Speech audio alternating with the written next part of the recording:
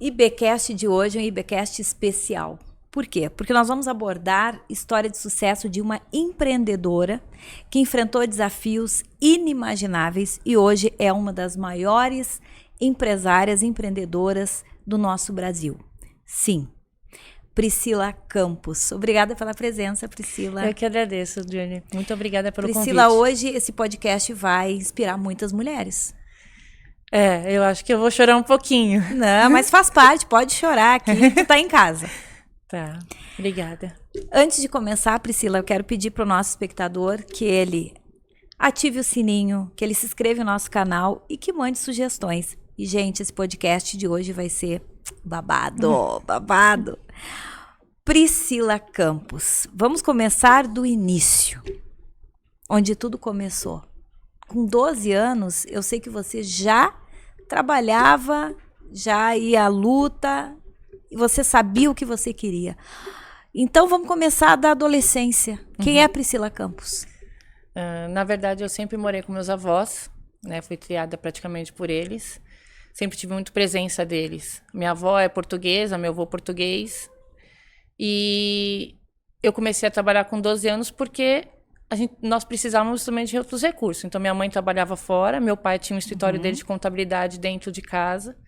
Eu trabalhei nos meus 12 anos, até um pouco antes, eu ajudava meu pai no escritório, em casa, na própria casa. Então, meu pai tinha um escritório na própria casa, que a gente dividia a casa, ele tinha um sócio.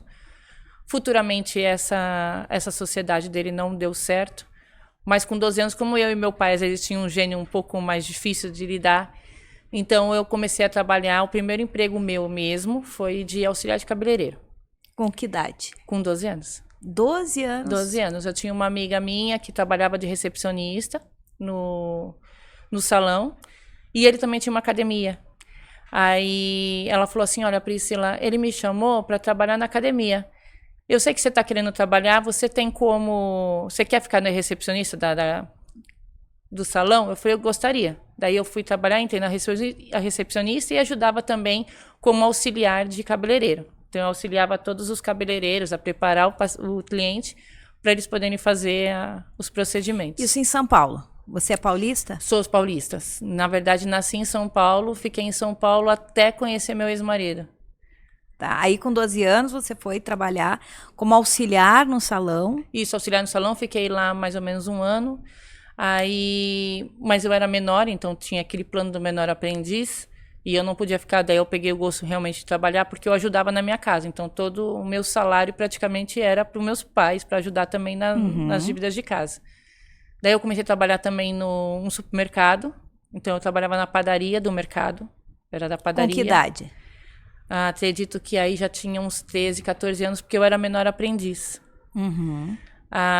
Fiquei um tempo no mercado. Do mercado eu fui trabalhar em imobiliária. Na verdade, com 14, 15 anos, eu ficava dentro do mercado de segunda a segunda, porque imobiliária também. Então, na verdade, minha adolescência não teve o final de semana. Eu estudava e trabalhava. Para então, ajudar em casa. Para ajudar em casa. Que hoje é uma realidade de grande parte da nossa população aqui brasileira, né? Sim. Tem que trabalhar e ajudar em casa.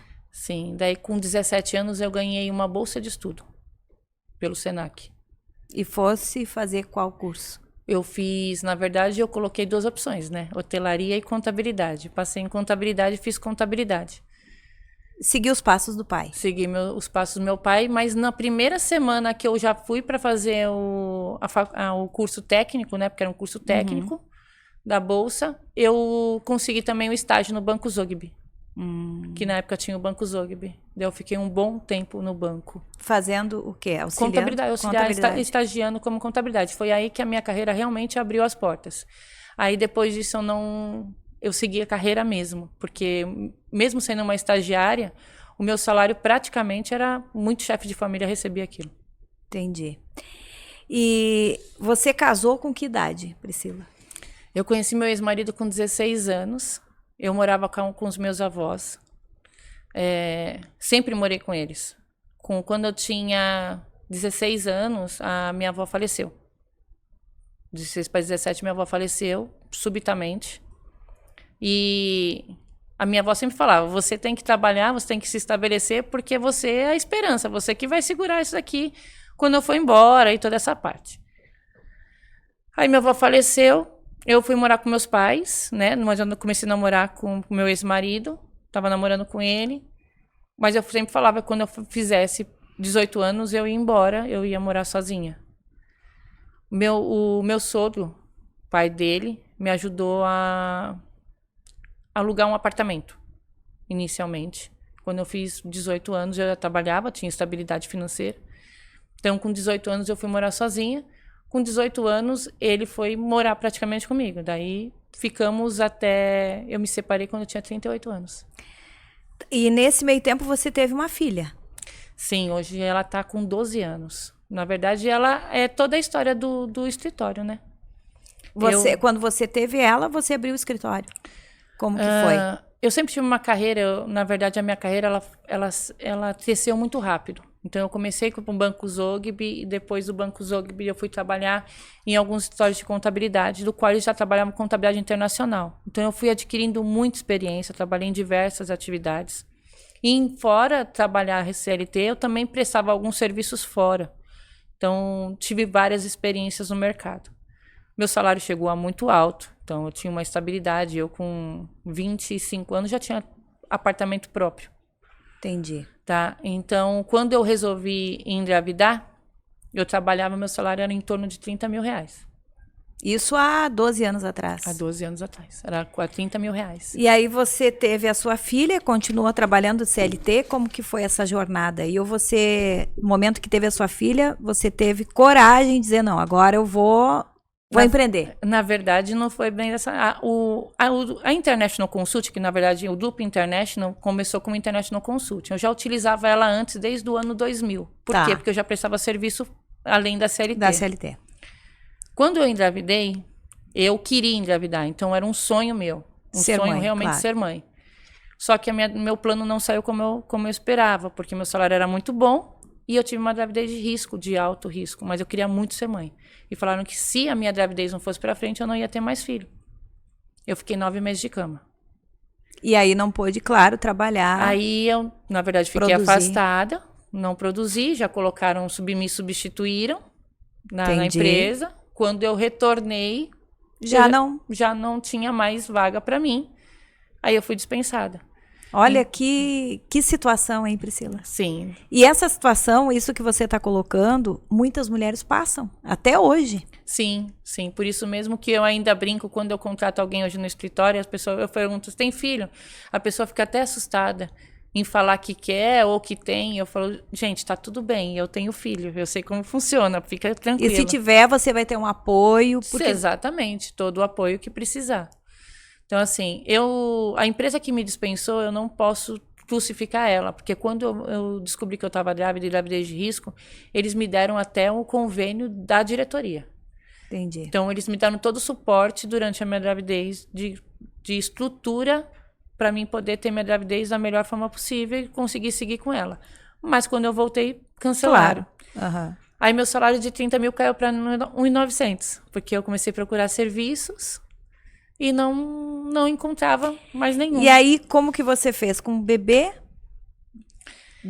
praticamente com a redução do salário, porque você não foi, nesse momento, demitida, né? Mas redução drástica do salário.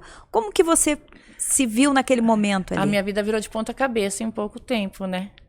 Porque logo que eu engravidei, tive gravidez de risco, minha filha nasceu, meu casamento não estava bom, eu me separei, meu marido foi embora, a gente se separou em dezembro. Então, em dezembro, você imagina uma pessoa sem emprego, porque saiu em agosto, sem emprego, com uma recém-nascida. Em dezembro, você não ia arrumar nada, em janeiro, você não ia arrumar nada, e eu tinha que me reinventar. Entendi. Então, o que eu peguei e comecei a fazer? Eu consegui um emprego de auditoria, onde eu tinha o berço na minha filha, mas eu deixei um berço na casa da minha mãe. Aí eu falava para ela, cuida da Giovana aí, que eu preciso dar um jeito. E trabalhar. Eu preciso dar um jeito e resolver o que eu vou fazer. Então, minha filha tinha um berço na casa da minha mãe, eu prestava auditoria, e nesse trabalho de auditoria, eu passava a noite inteira prospectando cliente. Nossa, então trabalhava durante o dia prestando auditoria e à noite você prospectava clientes. Prospectava clientes. Uma das ferramentas mais importantes hoje que eu utilizei foi o LinkedIn, porque acho que foi ele que é uma ferramenta. Ele que abriu o leque. Na verdade, foi ele que começou a gerar bastante procura de clientes, tanto que até uma oportunidade depois de uma parceria internacional que veio da França. E isso sozinha, Priscila? Sozinha. Na verdade, eu nunca tive apoio. E isso em um escritório? Era na tua casa? Como é que você iniciou? Na verdade, assim, eu iniciei, quando eu tive gravidez de risco, eu já sabia que provavelmente a empresa ia me mandar embora. Então, com dinheiro e recurso, porque com um salário alto eu tinha recurso. Eu peguei todo o meu recurso e coloquei e abri um escritório. Só que eu achei que ia dar certo. Então eu fali a primeira vez. Isso é importante. As pessoas ouvirem isso, que é possível sim a pessoa falir e ela vir novamente tentar. Não é uma falência que você deve desistir, você tem que continuar. Sim, então eu fali, mas eu não desisti do nome. Ou seja, tem muitas pessoas às vezes que falam e muda totalmente a estrutura. Eu não mudei nada, porque eu sabia que a minha ideia dava certo. Eu só precisava de mais tempo para me dedicar para aquilo. E você acha que a falência, o que você pode dizer que foi o que impulsionou a tua falência? A minha falência foi porque eu peguei todo o meu valor enquanto eu estava grávida ainda. E como eu não conseguia estar presente... E o início da empresa, qualquer tipo que você fizer... Tem que ter dedicação. Tem que ter dedicação e tempo. Então, eu não tive esse tempo. Aí foi a falha. Aí foi a falha. Ou seja, pode-se dizer que a falha foi na questão de você não teve calma para esperar a hora certa. É a hora certa. Você que já quis sair para o mercado no momento que você não tinha condições. Porque eu tinha medo da minha estrutura cair, como aconteceu. E eu tenho uma filha pequena, porque meu casamento já não estava bom. Entendi. Aí eu fali, tive que esperar, ganhei R$1.900, comecei a prospectar novos clientes, só que para isso eu tive que tirar todos os móveis da minha sala. Para poder eu morava montar num lá. apartamento, então eu peguei, montei vários computadores, só que eu não tinha funcionário. Eu trabalhava à noite, prospectava clientes à noite. Durante o dia eu participava de eventos das câmaras de comércio. Atualmente, naquela época era a Câmara de Comércio Portuguesa e Francesa. Entendi. Aí lá começou a aparecer mais clientes potenciais. Eu peguei um coworking e atendi meus clientes no coworking, mas toda a operação era dentro do meu apartamento. Priscila, eu posso dizer assim, você é uma história de superação. Verdadeira história de superação. Mas vamos até o final do podcast para vocês terem uma ideia de onde chegou essa mulher. Vamos lá, Priscila. E aí? Aí, em 2014, meu marido volta. Meu marido retornou, só que quando ele retornou, o pai dele tinha falecido. Mas ele também tinha perdido o emprego. Ele também não estava trabalhando. Então, eu continuei trabalhando para poder estabilizar o escritório. Durante 2014 até 2018, ainda o escritório ele foi tomando forma. Ele estava com coworking apenas, daí eu consegui colocar um operacional em Guarulhos, mas que também não é a estrutura que tem hoje, é uma estrutura bem inferior. Eu tirei ele da minha casa, comecei a estruturar ele. Aí ficou 3 funcionários. Então ele foi crescendo gradativamente aos pouquinhos. E agora eu vou cortar total o podcast. Hoje, o que é o Grupo Internacional Consulting?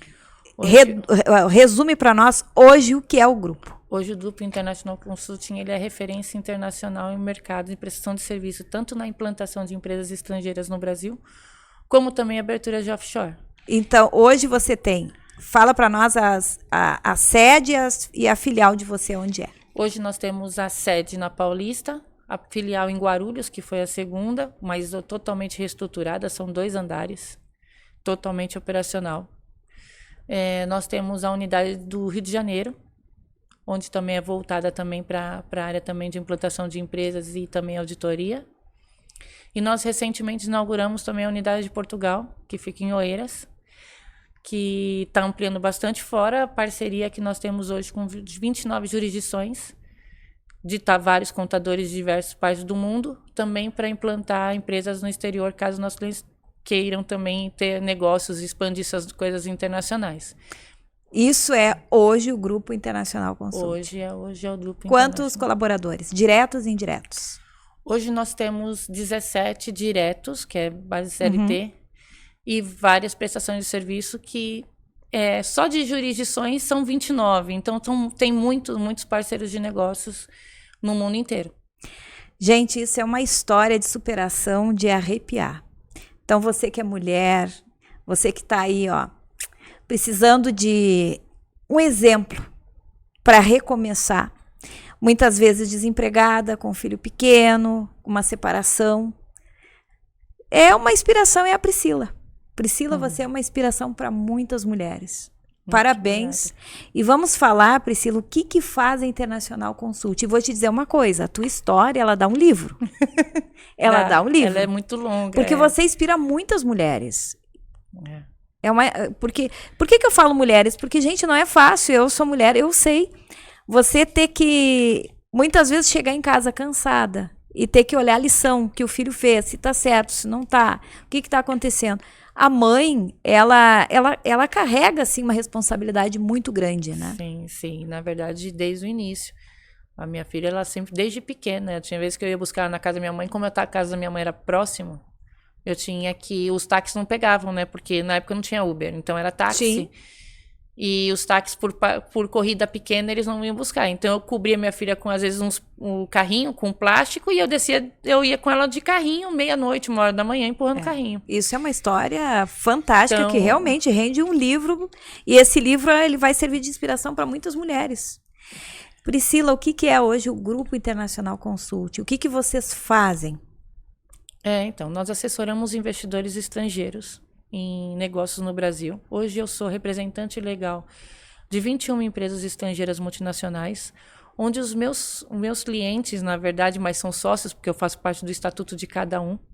Então, eu represento todas as empresas deles. São grupos estrangeiros que vêm e abrem empresa aqui no Brasil. Exatamente, para mim, e eu represento eles aqui em todas as operações. Então, são diversas atividades, energia eólica, fintech, arte financeira, tecnológica. Então, hoje eu estou à frente de diversas atividades. E que você busca parceiros para essas empresas estrangeiras, correto? Como é que funciona o trabalho da Internacional Consult aqui? Na verdade, aqui é uma administração dessas empresas. Então, aqui eu ofereço toda a estrutura dela. Eu ofereço a administração, a sede, a estrutura financeira, ou seja, o cliente ele não se preocupa com nada operacional. Até a parte de câmbio hoje, até a corretora de câmbio nós colocamos também. Então, o nosso escritório ele é completo para todos os clientes. E vamos supor que eu sou uma empresária brasileira, quero abrir uma empresa no exterior. Você também faz essa... Assessoro. Daí eu vou verificar qual é a origem da sua atividade, qual atividade você quer prestar. Muitas vezes é sucessão, holding, blindagem patrimonial, que é a maioria que me procura, mas também tem expansões internacionais, porque as expansões internacionais elas facilitam muito até para a redução da carga tributária, né? Então, nós desenvolvemos uma estratégia totalmente para a empresa. Então, não é só... Tem muitos concorrentes hoje, porque eu fui a pioneira na offshore.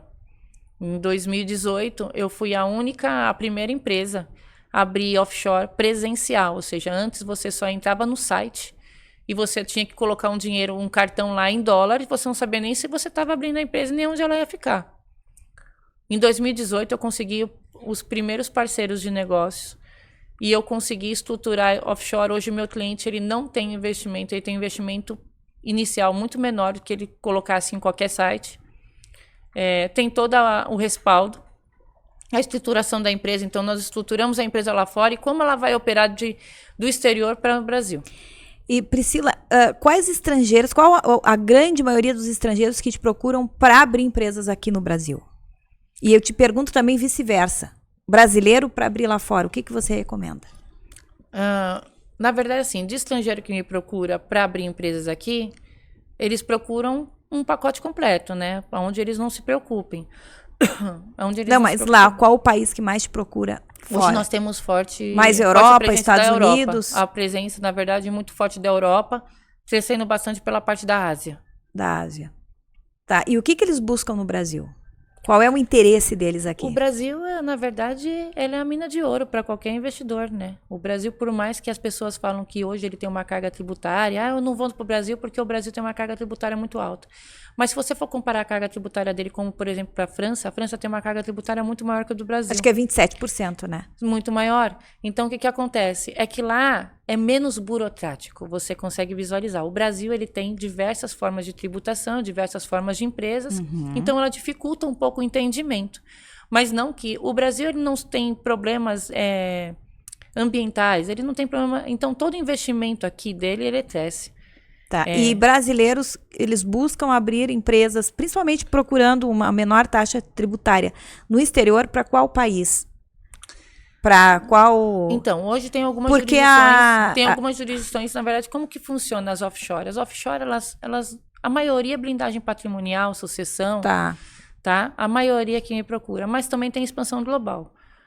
Qual que é a ideia da offshore? A offshore, ela não pode gerar receita dentro da própria jurisdição. Ou seja, a partir do momento que eu não gero a minha receita na própria jurisdição, tem algumas jurisdições que a minha carga tributária é zero e tem algumas jurisdições que minha carga tributária é reduzida. Por exemplo, Portugal é reduzida, não é zero. Panamá é zero. Entendi.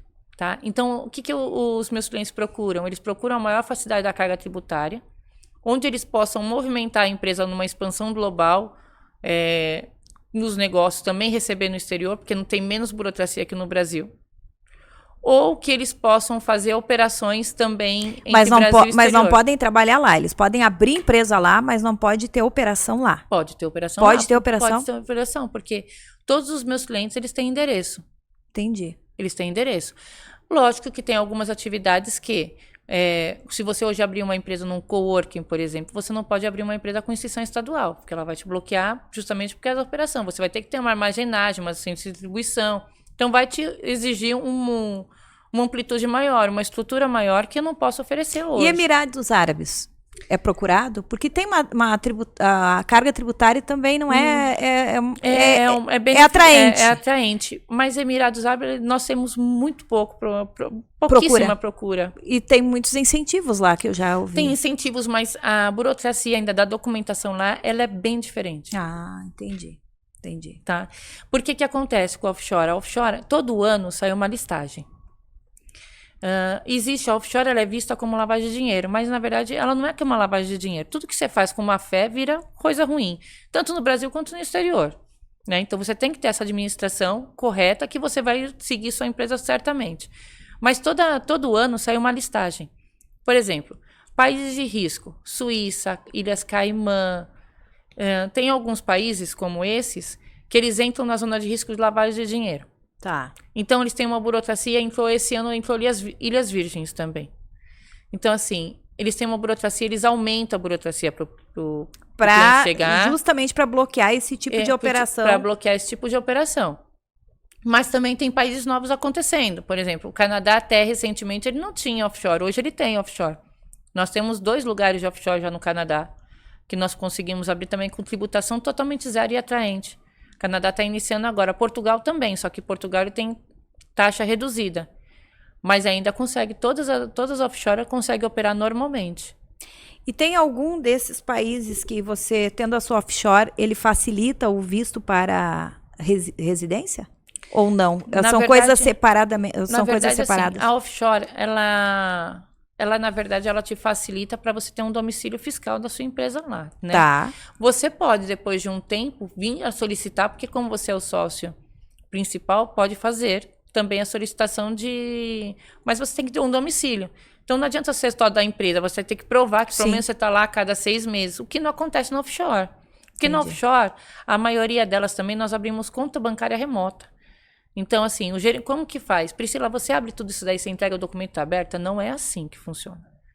A pessoa me manda a documentação que eu preciso. A primeira reunião é com os órgãos para validar todas as informações. Ou seja, a pessoa é altamente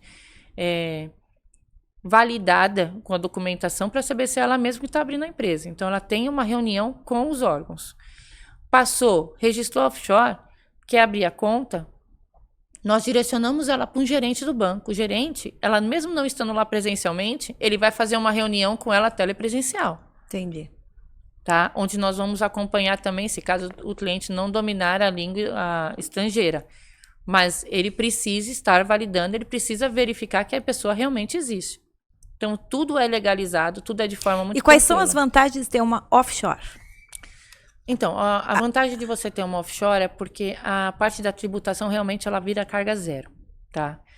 A blindagem patrimonial, nosso país hoje, tudo que você tem, às vezes tem umas empresas que têm execução, tem alguma coisa. Então, quando você faz a blindagem patrimonial do Brasil, ela é questionável. Então, você ainda tem como brigar isso na justiça. A partir do momento que é um processo do exterior, o Brasil não tem acesso. Entendi. Então, na verdade, ele realmente se torna algo blindado. Para você, não que você não chegue lá, você chega. Só que o investimento para você brigar com algo no exterior, você tem que entrar pelo consulado, os investimentos já não são valores. Os valores do advogado não é advogado brasileiro, tem que ser advogado contratado no próprio país. Então assim, a burocracia é muito maior para entrar lá com o processo. Muito maior. Então, e alto, né? Exatamente. E também a vantagem de você ter a offshore antes da sua operação. Porque você recebe no exterior. O Brasil, por exemplo, se você abrir uma empresa no Brasil, você não pode ter uma conta no exterior como um CNPJ brasileiro. Não. Mas eu posso ter uma empresa no Canadá com uma conta no Panamá, no exterior. Entendi. Eu posso ter uma empresa em qualquer parte do mundo lá, com uma conta também no estrangeiro, que não precisa ser necessariamente na minha própria jurisdição. Entendi. Então é uma forma de blindagem mesmo. É uma forma de blindagem, uma forma de redução de carga tributária. Porque, assim, todas as empresas, elas são obrigadas a entregar relatórios contábeis, tá? Então, independente de estar no Brasil ou de estar no exterior, nós temos relatórios contábeis. Alguns países são semestrais, tem países que são mensais e tem países que são anuais. E vocês fazem também toda a estrutura. Nós trabalhamos também, os parceiros no exterior, eles são todos contadores. Entendi. Priscila, o que você diria para quem tem hoje uma empresa, se for você, empresário, e tem uma empresa hoje com 30 funcionários e que tenha um lucro bruto, sei lá, vamos colocar aí, 5 milhões ao ano. Você abriria uma offshore? Eu abriria uma offshore. Porque a estrutura que eu tenho no Brasil, o investimento é muito maior lá fora. A estrutura hoje, na verdade, tudo mudou, né? O Brasil era muito bem visto para a implantação de empresas aqui no Brasil. Tem bastante investidor entrando, mas ainda reduziu bastante depois da nossa política. Tá, entendi. Então, por causa da política, na verdade, eu não sou uma pessoa que discute política. Entendi. Tá? Não sou uma pessoa que discute, mas teve essa diferença, porque existem muitas leis acontecendo que deixaram empresários mais pensativos em expandir os negócios mais para o exterior para deixar também um recurso lá fora. Um recurso lá fora. É uma forma de segurança. Exatamente. Entendi. Bom, Priscila, eu mostrei um pouquinho da tua história e hoje quem é a Priscila Campos? Uma mulher executiva, uma mulher de negócios, uma mulher empresária internacional.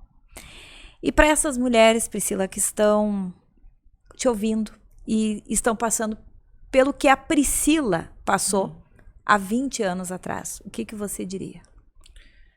Assim, Julie, eu faço tudo por eu amar mesmo. Então, eu aprendi a amar minha profissão e ficou tudo muito mais fácil. Então, a pessoa que está iniciando hoje, primeiro ela tem que verificar o que ela quer para a vida dela, o que ela precisa para a vida dela. E também não desistir fácil, né? Porque os primeiros anos, eles realmente não são fáceis. Eles não são fáceis, você vai pensar em desistir, você vai ter medo, você não vai saber se aquele negócio realmente vai ser certo. E quem vai definir isso é o seu coração e sua certeza. Mas, Priscila, eu acredito que sempre tem um pontapé inicial. E voltando lá atrás, o que fez com que você se tornasse a Priscila de hoje? Que momento da tua vida fez com que você se tornasse a Priscila de hoje, a Priscila com sucesso? Aquele momento que diz assim, não, eu tenho que virar a chave, é agora. Quando você vê que você tem uma filha recém-nascida, que ela está no berço ali, tem muitas pessoas dependendo de você também. Então, além da sua filha, você tinha outras pessoas dependendo? Sim, eu tenho os meus pais, eu tenho a minha família também, que depende. Então, eu não tinha... Na verdade, eu falo que a minha opção não tinha como dar errado, entendeu? Não tinha essa opção. Tinha que dar certo. Tinha que dar certo. Ela tinha que dar certo, ela não teve opção de dar errado. Então, o momento que você virou a chave foi o momento que você olhou no berço a sua filha. Sim. Olhou a tua família. E o que eu queria para ela, porque eu não queria oferecer para ela as condições de vida que eu tive. Eu queria uma vida mais estabilizada para minha filha. E eu precisava dar, pelo menos, uma vida estabilizada também para meus pais, né? Ou seja, você está aqui para lutar por você e pela sua família e pela sua filha. Exatamente. Você tem uma missão. Tenho. E essa missão, posso te dizer hoje que ela foi cumprida. Parabéns. Obrigada. Você cumpriu todos os pré-requisitos. Eu sei que a gente tem uma missão espiritual e material. E você cumpriu a material e a espiritual. Mas, na verdade, eu acho que a vida material... Eu não tenho ambição. Nunca fui de ambição. Eu acho que eu preciso do mínimo para ter estabilidade, sabe? Eu não tenho ambição nenhuma. As coisas foram acontecendo de forma automática, sem eu pensar. Não, eu quero atingir porque eu quero tal... Não, nunca foi dessa forma. Ou seja, você deixou o fluxo acontecer, as coisas acontecerem, mas com amor, olhando para tua família, olhando para tua filha e diz assim, vai ter que dar certo porque eles dependem de mim. Sim, tem que dar certo, não tem outra opção. Priscila, posso dizer assim, ó, as tuas lágrimas é a lágrima de amor e de olhar para trás e ver o que você construiu. E quantas pessoas você transformou vidas. Seja na tua casa, seja com a tua filha e seja nos teus colaboradores. Porque você transforma vidas. Você transformou a vida de muitas pessoas. E eu conheço teu coração e sei que você está lá no exterior e está preocupada como que você vai fazer para dar oportunidade para outras pessoas vencerem como você também venceu. Sim, na verdade eu falo para todos eles, na verdade eles cresceram comigo, na verdade todos os meus funcionários, a maioria deles começaram meninos, né? E eu falo para eles que eles não têm uma bola no pé, eles estão livres para voar. Então assim, todos eles, quer faculdade, eu pago faculdade, o que eles precisarem eu sempre disponibilizo e falo para eles, uma pessoa de verdade é aquela que faz tudo. Então tem contador, eu falo assim, um contador aprende tudo. E eu não quero que ninguém fique preso, eu quero que eles voem. Que lindo isso. E tem um ditado que diz, né? Deixe o pássaro solto que ele nunca vai voar. Sim. Agora, se você prender o pássaro, no momento que você abrir a gaiola, ele sai voando. E eu sou muito apegada à energia, né? Então eu sou muito apegada à energia ambiente. Então eu não gosto de ambiente carregado. Eu não gosto de pressão. Então, tudo que para mim se torna obrigação, ou você faz aquilo sem ter vontade, eu acho que aquilo já se torna tortura. Com certeza. E é o que eu falo, a partir do momento que isso aqui virar tortura para um de vocês, olha para o lado e vê para onde vocês precisam ir. Que lindo isso. Priscila, volto a dizer, você é um exemplo de mulher, de sucesso, mas principalmente de superação, resiliência e realmente, de coração, você precisa escrever o livro da sua vida. Precisa mesmo. Priscila, foi um prazer te receber. Igualmente. E em poucas palavras, a gente está terminando esse podcast aqui com uma emoção no ar, mas o que você diria hoje se você olhasse agora para Priscila de 20 anos atrás? O que você diria para ela? É que ela só não desistir, né? Ela não pode desistir de nada. A gente não pode deixar de acreditar em nada. Mas o que você diria para ela? Você conseguiu? Que tudo valeu a pena. E assim terminamos o nosso podcast de hoje, gente. Tudo valeu a pena.